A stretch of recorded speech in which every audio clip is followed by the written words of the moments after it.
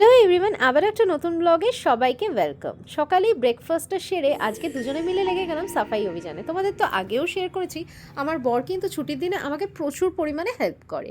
আর আমি কিন্তু এই কথাটাতে একদমই একমত নাই। জানি না কারা কারা এই বিষয়টা নিয়ে আমাকে সাপোর্ট করবে, যে একটা সংসার কিন্তু কখনোই রমণীর গুণে সুখী হয় না। রমণ এবং রমণীকে দুজনকেই কিন্তু গুণের হতে হয়, তবেই কিন্তু একটা পারফেক্ট সংসার হয়। তো চলো, এখানে তো আমাদের কাজকর্ম সেরে নিলাম। এরপরে আমি সানে চলে গেছিলাম। এসে দেখি বর আমার জন্য স্পেশাল মাটন বিরিয়ানি অর্ডার করেছে। হ্যাঁ, আর এত কাজ করে এনার্জি লস করে ক্যালোরি লস করে কার না ভালো লাগে এরকম গরম গরম স্পেশাল মাটন বিরিয়ানি যদি খেতে হয়। আমি তো ভেবেছিলাম রান্না করবো, তো দেখলাম বর এখানে অর্ডার করে দিয়েছে। ছিল ডিবাপি স্পেশাল মাটন বিরিয়ানি। আমার তো এই দুটো জায়গা আমার খুব ভালো লাগে খেতে। একটা তো দাদা বৌদি আছে আমার মোস্ট ফেভারিট জায়গা, তারপরে সেকেন্ড অপশন হলো ডিবাপির বিরিয়ানি। আর এই বিরিয়ানিটা তো মানে মাটনের পিসগুলো বলো এত জুসি ছিল। যেহেতু পার্সেল করলে না একটা ভয় থাকে কীরকম পিস আসবে, কি দেবে না দেবে, বসে খাওয়ার ব্যাপারটা আলাদা, কিন্তু একদম কিন্তু পারফেক্ট দিয়েছিল।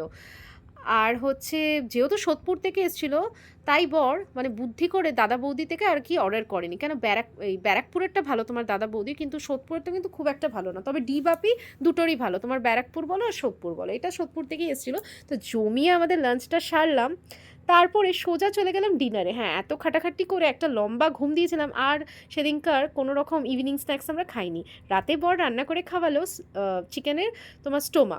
দেখো, দই, সর্ষে তেল, হলুদ আর পরিমাণ মতো নুন দিয়ে এখানে ম্যারিনেট করে রাখলো। আর তারপরে দুজন মিলে সব কিছু যা যা লাগবে কাটাকুটি করে নিচ্ছিলাম।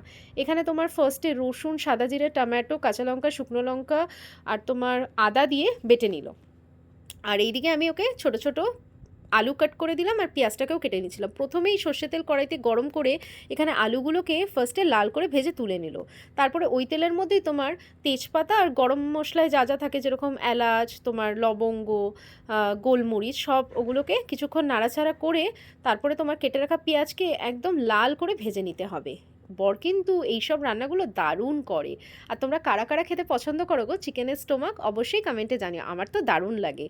আর তার সঙ্গে ছিল গরম ভাত। আর ওই বেটে রাখার মশলার মধ্যে হলুদ গুঁড়ো, লঙ্কার গুঁড়ো আর ধনে গুঁড়ো দিয়ে মিশিয়ে একদম কষিয়ে নিল মশলাটা কিছুক্ষণ। তারপর ম্যারিনেট করা স্টোমাকটাকে দিয়ে আবারও সবকে কষালো। তারপরে এই তোমার আলুগুলো দিয়ে দিল। আবারও সব কিছু কষাকষি করে তেল বেরিয়ে এলে পরিমাণ মতন জল আর একটু নুন অ্যাড করে ওপর দিয়ে একটু মিট মশলা দিয়ে দিল। এইভাবে একবার রান্না করে দেখতে পারো, দারুণ হয়েছিল। ওপর দিয়ে একটু ধনেপাতা কুচি দিয়ে। আমার কিন্তু রুটির থেকে ভাত দিয়ে বেশি ভালো লাগে, তোমরা জানি। তোমাদের সঙ্গে ছিল স্যালাড। তো আজকে ভিডিওটা এখানেই এন্ড করছি। ভালো লাগলে অবশ্যই লাইক, শেয়ার, সাবস্ক্রাইব করে পাশে থেকো।